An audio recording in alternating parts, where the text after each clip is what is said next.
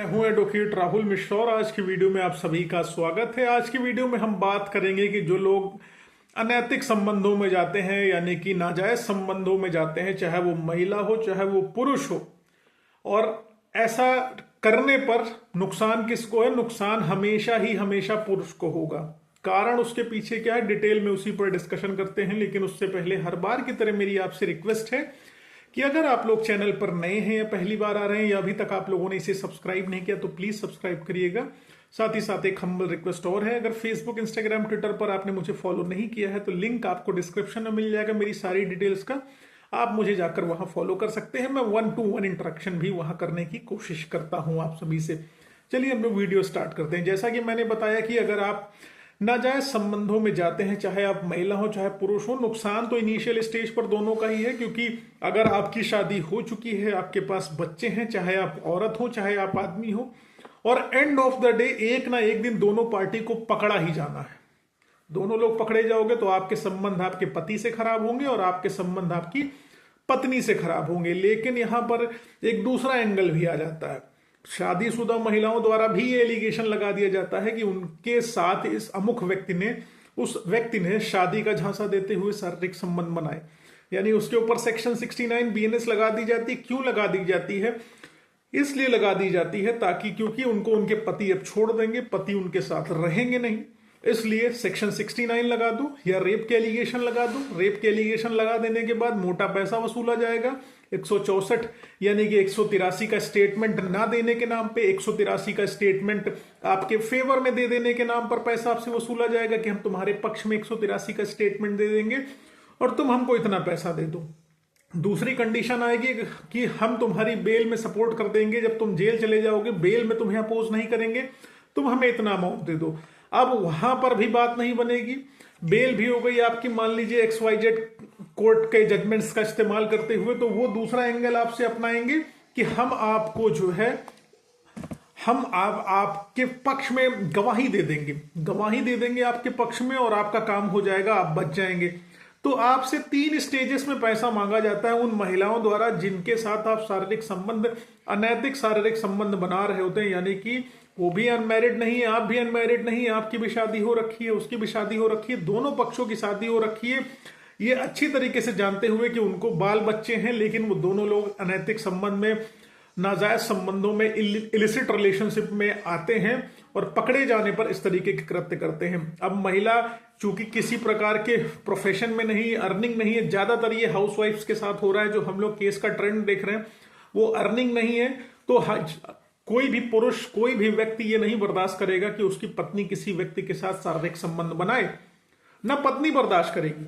तो जहां पर उस महिला को उसका पति तुरंत भगा देगा, कहेगा ऐसा है तुम निकलो यहां से, उस पति के ऊपर भी वो 498 का मुकदमा लिखाएंगी, 125 मेंटेनेंस मांगेंगी, डोमेस्टिक वायलेंस का मुकदमा लिखाएंगी, उनसे भी वसूली करेंगी।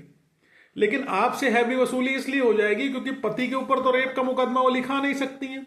पकड़े जाने के बाद भी ऐसे अनेकों केस हैं जिसमें सारी चीजें होता है, लेकिन आपके ऊपर तो रेप का मुकदमा बन जाएगा, आपके ऊपर सेक्शन 69 शादी का झांसा देते हुए शारीरिक संबंध का मुकदमा बन जाएगा।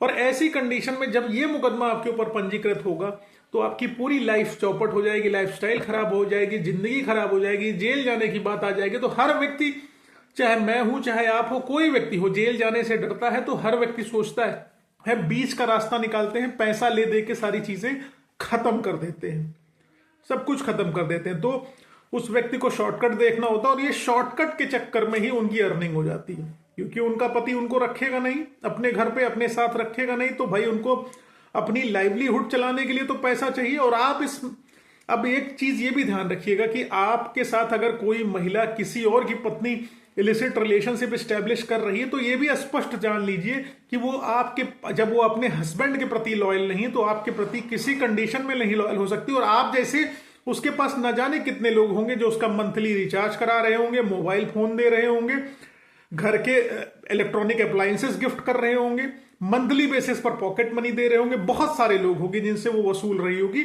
और फंसने की स्टेज में उन सबको धमकी, ब्लैकमेल करते हुए पैसा मांगा जाता है। ये एक दिन का ट्रेंड नहीं, ये बहुत सारे केसेस का है। तो उनको अपना फाइनेंशियल स्टेटस मेंटेन करना है, पैसा चाहिए। और महिला है, हमारी पुलिस भी महिलाओं के पक्ष में है, कानून भी जेंडर न्यूट्रल यहाँ नहीं है, महिलाओं के पक्ष में ही महिला ने जो कुछ भी कह दिया वो सब कुछ सत्य मान लिया जाता है। पुरुष कभी भी राजा हरिश्चंद्र नहीं हो सकता, यानी कि पुरुष सच कभी नहीं बोल सकता और महिलाएं कभी झूठ नहीं बोलती। हमारा कानून ये मान के चलता है, इसीलिए इस तरीके के कानून आए हुए हैं कि महिला ने स्टेटमेंट किसी चीज के लिए दे दिया वो मोर देन इनफ है।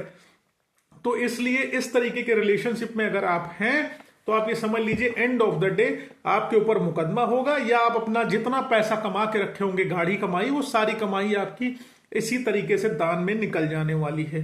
ठीक है।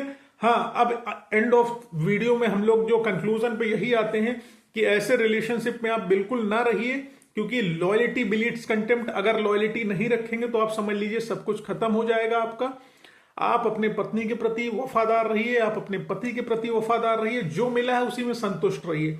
बाकी अगर आप कंसेंशुअल सेक्सुअल रिलेशनशिप किसी महिला से बना रहे हैं, आपके पास इस चीज के एविडेंस हैं कि आप मंथली बेसिस पर उसको पैसा देते चले आ रहे हैं, वो आपसे रेगुलर बेसिस पर पैसा ले रही है, आप उसको मोबाइल फोन मंगा के फ्लिपकार्ट अमेजोन से दे रहे हैं, उसके घर पे डिलीवर हो रहा है, तो ये सब बहुत सब्सटेंसिव पीस ऑफ एविडेंस है, आपके फेवर में सारी चीजें ला सकता है कि उस महिला ने आपके साथ वसूली करी है, ब्लैकमेलिंग करी है, एक्सटॉर्शन करा है और उसने कंसिडरेशन लिया है सेक्सुअल रिलेशनशिप के बदले, तो आपकी प्रोटेक्शन उस कंडीशन में हो सकती है।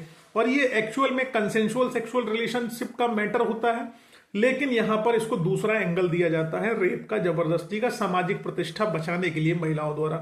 तो जब भी फॉल्स एफआईआर इस तरीके की हो, तुरंत इमीडिएट बेसिस पर आप एफआईआर क्वेश्चनिंग में जाइए, आपको एफआईआर क्वेश्चनिंग में हेल्प मिलेगी। जो आपने पैसे इनको रेगुलर बेसिस पर खाते में भेज रखे हैं, इन्होंने जो चैट्स में आपको धमकियां दे रखी है, या इन्होंने खुद से आपको सेक्सुअल रिलेशनशिप बनाने के लिए प्रवोक कर रखा है, तो वो सब आपको बाय एंड लार्ज हेल्प करेगा। उम्मीद है इस वीडियो से कुछ ना कुछ आप सबक लेंगे, सीखेंगे और समाज में सकारात्मकता फैलाएंगे। अगर ऐसा है तो वीडियो को लाइक करना, चैनल को सब्सक्राइब करना मत भूलना। फेसबुक, इंस्टाग्राम, ट्विटर पर नहीं जुड़े तो वहां जुड़ो, लिंक डिस्क्रिप्शन में मिल जाएगा। धन्यवाद।